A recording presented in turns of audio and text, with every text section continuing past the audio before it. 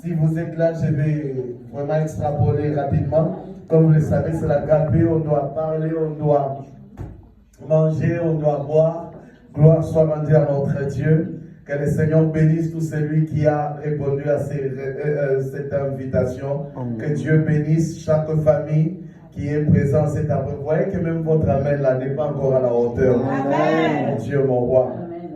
Actes chapitre 2, verset 42. Écoutez, c'est ce que la Bible dit. Actes chapitre 2, le verset 42. Il persévérait dans l'enseignement des apôtres, dans la communion fraternelle, dans la fraction du pain et dans le prière. On n'a pas dit dans la prière, dans les prières. Il persévérait dans l'enseignement. La force d'une église, ce n'est pas de manger seulement et de boire. Mais d'abord, on dit que, je pourrais peut-être exagérer de dire, qu'il y avait un agapé d'abord spirituel. D'abord, la Bible dit que l'homme ne vivra pas seulement de pain, mais de toutes paroles qui sortent de la bouche de l'Éternel. Il persévérait dans l'enseignement. Amen. Posons-nous la question, tu persévères en quoi? C'est pour ça que vous allez voir aujourd'hui, nous les chrétiens, nous ne sommes pas forts spirituellement. Parce que nous n'avons pas la persévérance dans ce qui nous rend forts. Lorsqu'un enfant de Dieu fuit l'enseignement, il ne sera jamais fort spirituellement. Vous êtes d'accord avec moi? Romains 10, 17, on venait de le lire tout à l'heure par l'ancien Chérita. La foi vient de ce qu'on entend. Et ce qu'on entend vient de la parole de Dieu. Pose-toi la question si tu as la foi. Il persévérait dans l'enseignement. Une persévérance.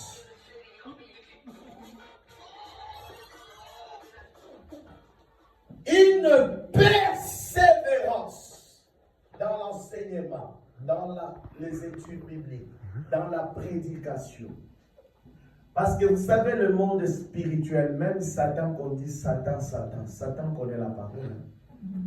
Il arrive deux fois, tu combats avec Satan, mais toi, tu ne connais pas la parole, mais lui, il connaît la parole plus que toi. Satan peut t'enseigner la parole. Vous le savez, ça? Il nous connaît. Mais la différence, lui, il connaît la lettre, mais toi, tu es censé connaître la révélation de la lettre. Mais tu ne la connais même pas.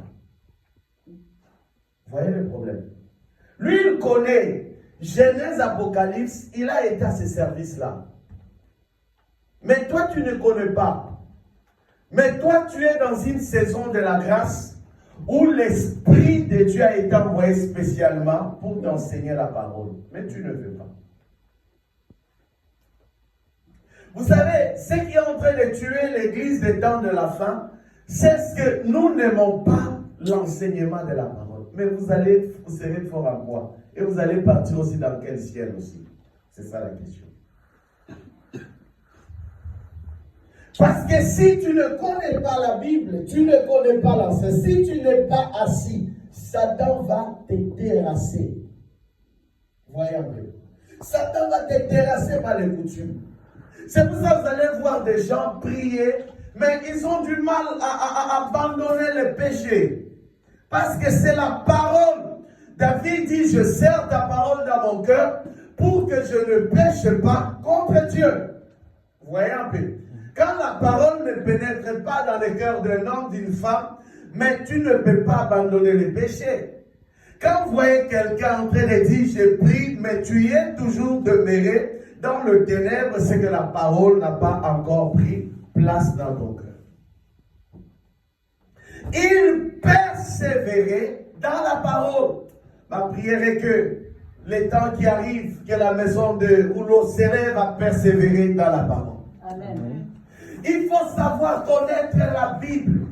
Parce que si tu n'as pas la foi, tu ne sauras pas prier.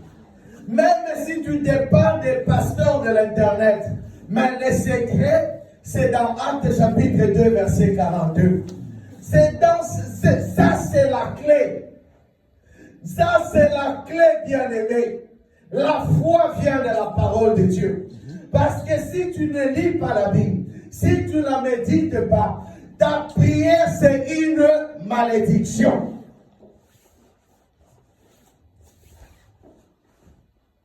Il persévérait. Mais vous savez que le miracle se produit, c'est quand vous êtes assis dans la parole de Dieu. Vous le savez ou pas? Amen.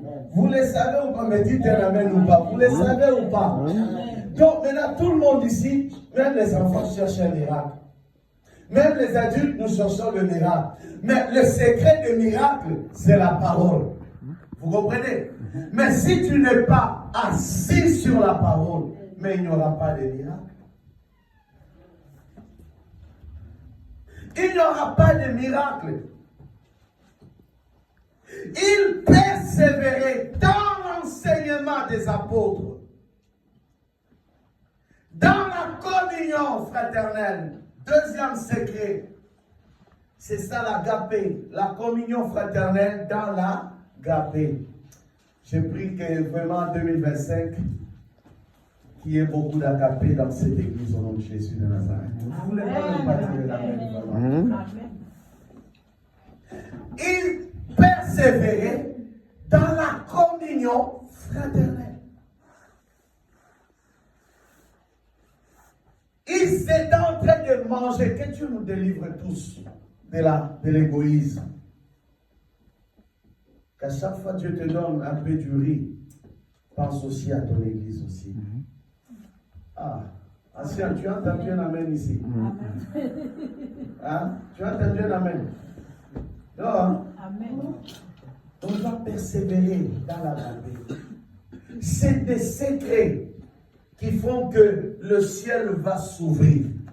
Amen. Amen. Savoir donner aux autres. J'étais en train de lire Proverbe chapitre 17, verset 17. Celui qui donne aux pauvres fait quoi, frère Kofi? Prête à Dieu. Il prête à Dieu. Il y a des pauvres au milieu de nous, non? Est-ce qu'on a tous les mêmes moyens ici? On a des hommes riches ici et des femmes riches. Vous voulez que je les cite? Oui. Toi, tu aimes bien ça, non? La communion, l'agapé, c'est ça l'agapé, la communion. Apprenons, bien-aimés, à manger ensemble en tant qu'enfants de Dieu. Amen. Amen. Régulièrement, les gens ici, quand je vois les mamans aimer qui savent préparer des gâteaux, nous on ne voit jamais des gâteaux à l'église. Il y a un problème. C'est la farine qui coûte cher. Hein? Non, tu ne veux pas parler. Ancien Francis, les sociales doivent fonctionner, la communion fraternelle. La farine coûte trop cher, ancienne Chérita. L'huile coûte trop cher. Hein? Non. Le monde dit que l'union fait la force, non? Amen. Que si chaque mois, ne fût-ce qu'un dimanche, on doit avoir ne fût-ce que des beignets et de jus ici. Est-ce qu'on peut essayer au mois de janvier ou pas? Amen. L'église, est-ce que vous êtes là? Ça ne coûte rien. N'est-ce pas qu'avec 20-25 euros, on peut acheter du jus, de la farine, des beignets? Non? Est-ce que j'ai mal parlé ou mal calculé? Ça peut aller, non? Ça peut aller ou pas? Maman, elle me décide nous un peu. Tu manques 25 euros à nous donner chaque mois. Ah. Ouais, tu as entendu, non? Oui, j'ai entendu. J'ai enregistré même. Ah, heureusement tu enregistres. Tu vas me donner cet enregistrement là. Ancien passé, tu as entendu ou pas? Que la communion revienne, que l'esprit de la communion revienne dans cette église. Amen. Que l'esprit de la communion revienne. Vous savez, la nourriture, là, c'est quelque chose qui peut provoquer beaucoup de l'évangélisation. Juste seulement la nourriture. Des fois, même si on ne peut pas dire qu'il y aura réunion de prière, on peut même dire seulement qu'il y aura réunion de la bouffe. Vous allez voir les gens venir.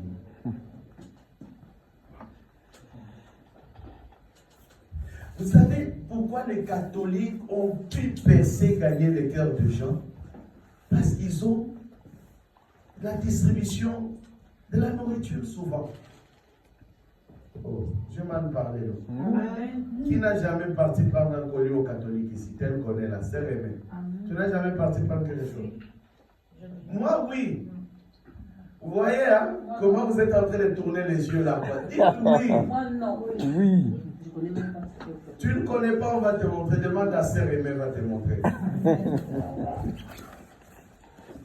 Ancienne chérie, tu n'as jamais pris du lait catholique? Oui, pasteur. Ah, heureusement. Sœur Brigitte, tu dois connaître aussi des petits sites. Quand on était étudiant, on a fait ça. Ah, vous avez honte. Non. Mais c'est une stratégie de nous gagner à cause de la nourriture. Même si tu vas dire, oh, tu es contre leur prédication, mais leur prédication les attire des offrandes. Ces offrandes, tu as été bénéficiaire aussi. Je vais mal parler là. Devenons ces hommes-là qui savent aussi attirer les âmes dans l'église. Vous savez ce qui manque ici? Ce n'est pas la capacité d'évangéliser les gens, mais c'est la capacité de donner à l'église. J'ai mal parlé, non? C'est cette capacité. 25 €. Hein? On peut même parier 5 personnes, que tout le monde donne 5 €, 5 €. Comme ça, les fils qu'un dimanche ont fini au manche. On peut le faire ou pas? Amen. L'agapé. Vous croyez que tout le monde ici s'en sort facilement? Petit à petit. Oui, on peut le faire. C'est, vous savez, dans la communion, Dieu agit. Dieu agit. Tu sais, c'est autour de la nourriture que tu peux connaître les problèmes qui chagrinent le cœur de quelqu'un. Des fois, les gens viennent ici très fâchés, là, en colère. Mettez à manger, il va vous ouvrir le cœur. Tu n'as pas besoin toujours de prier que Dieu me montre ce qui se passe dans la vie de quelqu'un. Mets la bouffe. Hein? Si tu vois c'est quelqu'un de l'Afrique de l'Ouest, tu mets une boule d'atchéké là et les poissons. Tu verras. Si tu vois c'est quelqu'un du Congo, mets la semoule sur la table. Il va te dire ce qu'il y a dans son cœur. Si quelqu'un des Antilles, il faut mettre quoi, les Indiens ou les petits. Voilà un peu. La nourriture adoucit les cœurs. Amen. La nourriture réconcilie les gens. C'est à cause de la nourriture. Quelqu'un peut te pardonner à cause de la nourriture. Amen. Oh, vous ne voulez pas cette prédication, elle est mauvaise. Amen. On peut avancer, je vais terminer. Il dit dans la fraction de pain. Mais dans la fraction et communion fraternelle, c'est ce que j'étais en train de sous-entendre quelque chose derrière la fraction. C'est l'esprit de partager les autres. C'est des moments de fête. Tous les riches de cette église, faites quand même des sachets à pouvoir à des familles. J'ai mal parlé là. Non, amen. Donc, tout le monde se demande qui est riche. Mais vous êtes riche en Jésus déjà. Amen. Il nous a bénis de toutes sortes de bénédictions en Jésus. Mais il y a de ceux, quand on dit toutes sortes de bénédictions, c'est des bénédictions financières. Hein? Ben oui. Il y a des riches ici. Amen. Il y a des gens là, s'ils sortent leur carte ici, ils peuvent acheter des billets d'avion à tout le monde. Ils sont là, Amen. cachés. Dis à ton voisin, on vous connaît. On vous connaît. On vous connaît.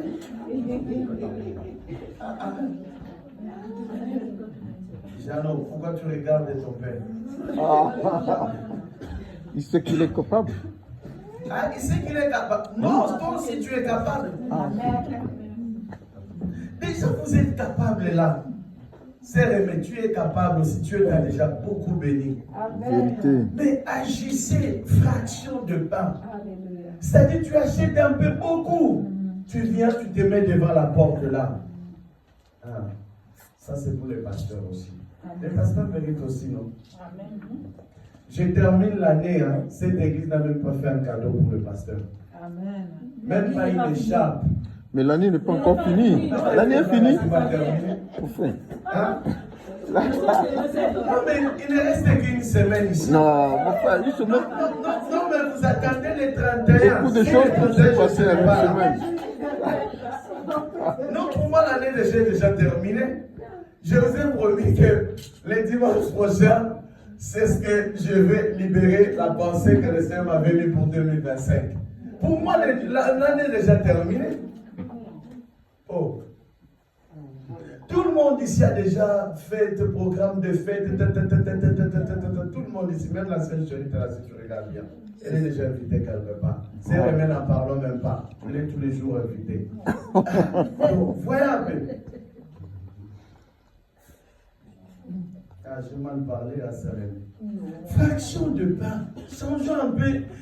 On commence cette année avec un nouveau départ, à savoir partager les autres. Là, vous avez déjà envoyé des cadeaux à tout le monde de la famille. Ancien Francis, tu as envoyé combien là en famille? Même $3,000, non? Et à l'église, tu as donné combien? Frère Kofi, tu as déjà envoyé? Cette année, non. Non, qu'est-ce qui ne va pas là? Il faut envoyer, non? Hein? Ok. Il faut les renvoyer. Il faut bénir vos familles.